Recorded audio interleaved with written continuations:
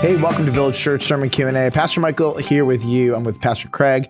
And we, in May 2021, preached a sermon on stewardship. And Craig, here's one of the questions that came out of this.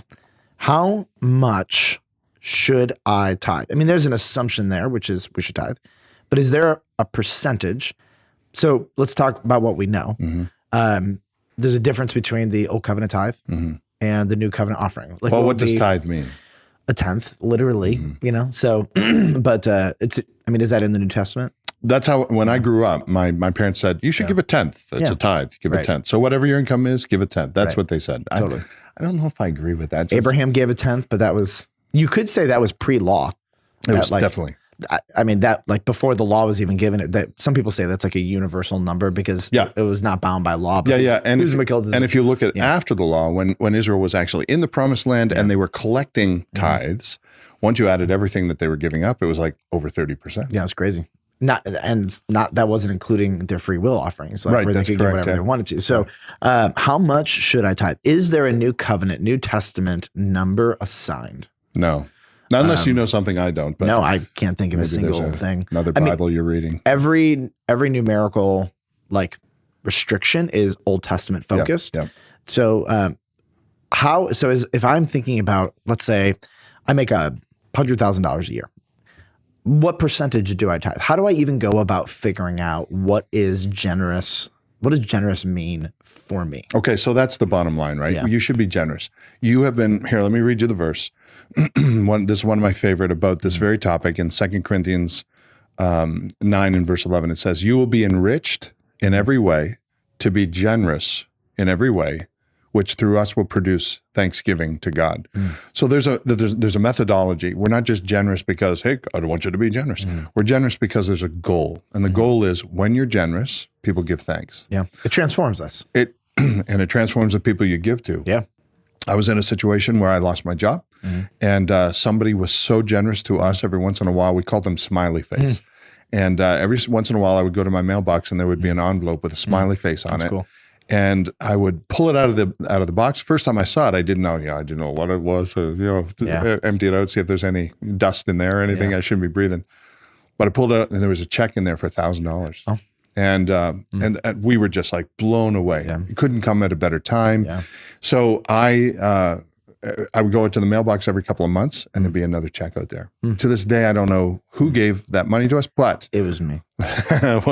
One of these days, I hope to find out. But we would call everybody into the kitchen when we see the smiley face. We call people, the girls in the kitchen. We'd stand around. We'd open the envelope together, and we would pray and give thanks to God. That is a direct. The reason we did it is because out of this, somebody was being generous to us, and it was producing thanksgiving to God for us.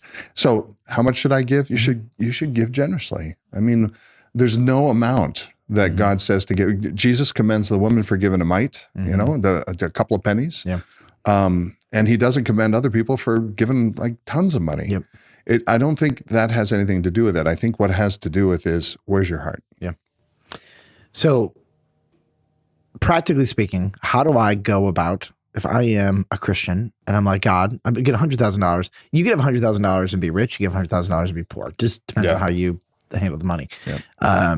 How do I know what God wants me to give?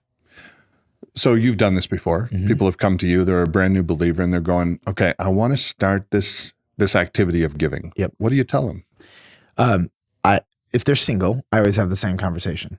What is the most amount of money that you would be comfortable giving right now on a monthly basis, right? Start there. And write it down on a piece of paper. And I usually look at their finances with them. Like I'm in 4 minutes, I'm meeting a couple to talk about their finances. It's a very normal conversation is what I do on a regular basis. And so I'd say, okay, what's the most amount and start there. And usually it's interesting. Most people will surprise themselves. Sometimes they're surprised at how cheap they are. Sometimes they're surprised at how generous they are. Now with a couple, what I would do is I would say, I want both of you to go home and I want you to take at least a week and I want you to pray about this. I want you to spend at least 5 minutes every day asking God one question. How much do you want me to tithe? And then just be silent and just every day for a week. And then I want you blurt both, out the number together. No, you both write it down on a piece of paper. Okay. And you don't tell each other. Yeah, that's good. And then both of you open each other's piece of paper, and whoever's a higher number, you do that. Now, usually it's the woman, and the man is like, what? It's really? Almost always. It's a very funny. I got to try that. I've never done that one. So but I think the point is you take some time and you pray.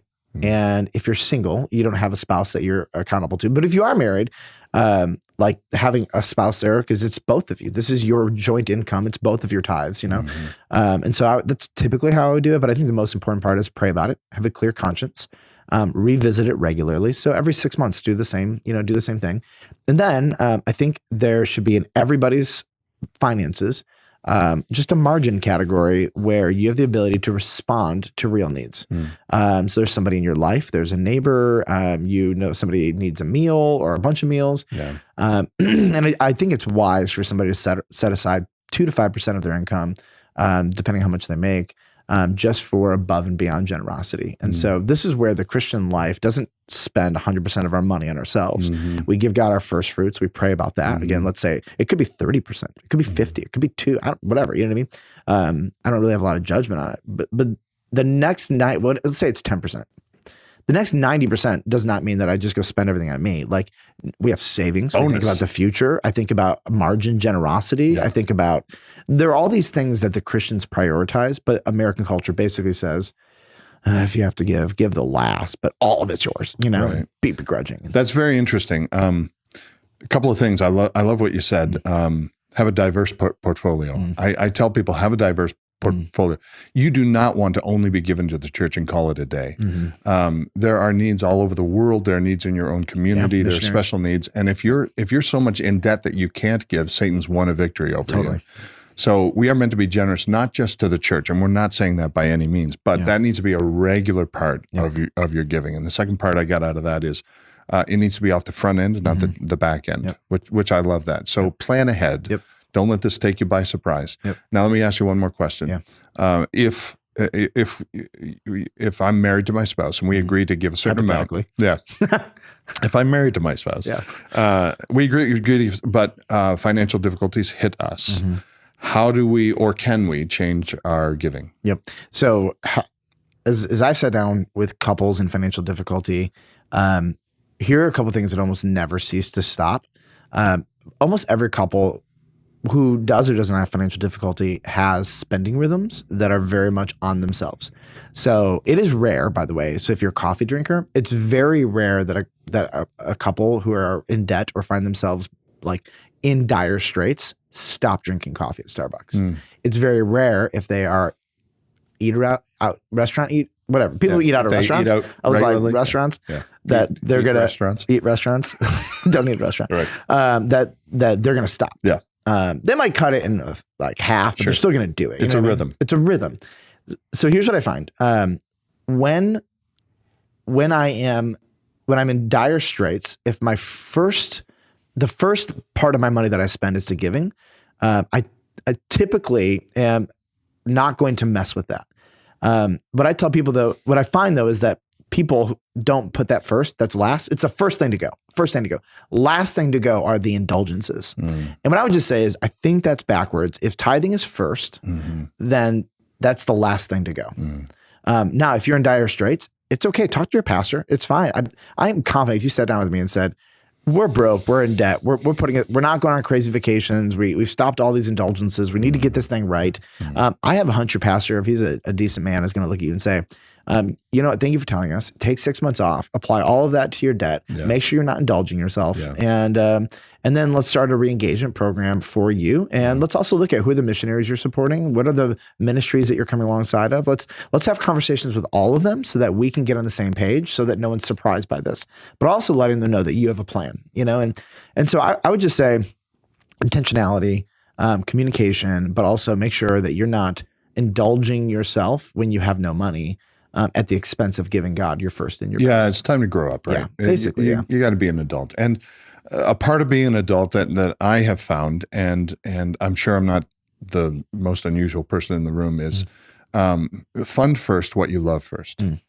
So if you love the gospel, I would say fund the gospel. Do something, even if you got to cut back because of finances, but make sure you're funding it in some way. This is, again, I think why Jesus said, where your treasure is where your heart is. Well, I think most people, ourselves included, love ourselves.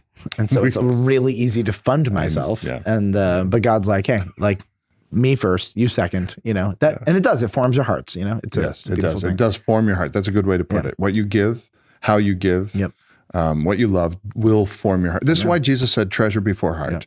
Your treasures, where you give, will form what kind of heart you have. Preach. That's a sermon. That's a big sermon. We should give that one day. This Sunday. Do a series on it. I know. All right. Well, thank you for joining us. We've got more questions on tithing, giving, offering, all that kind of stuff coming at you. So thank you for joining us today, and hope this helps you bring God glory with your finances and process this in a way that is biblical.